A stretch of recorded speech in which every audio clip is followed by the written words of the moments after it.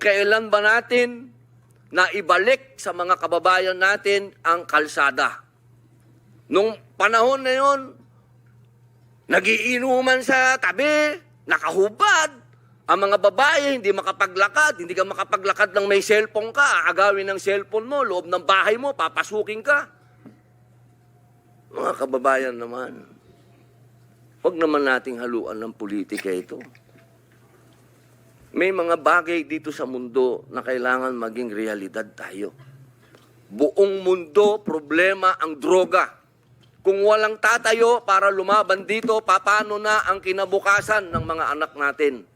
Paano na ang kinabukasan ng bayan natin? Kaya sana po ang inihiling ko sa lahat dito sa pagdinig nito, iwasan ng politika at tingnan po natin kung saan talaga tayo tutungo ang bayan natin.